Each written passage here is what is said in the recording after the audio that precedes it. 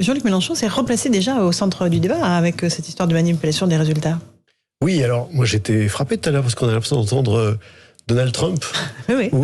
ou Bolsonaro. Enfin, c'est ça les leaders aujourd'hui qui questionnent la sincérité des élections.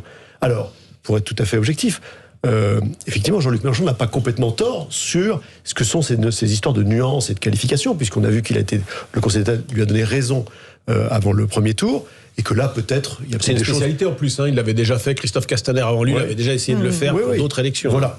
Donc là, il a raison d'indiquer, de mettre le doigt là-dessus. Mais de là à généraliser en disant je vois monter un doute de plus en plus fort sur la façon qu'il peut y avoir des manipulations, des tripatouillages dans les élections. Alors, il pointe la question du vote électronique des Français de l'étranger.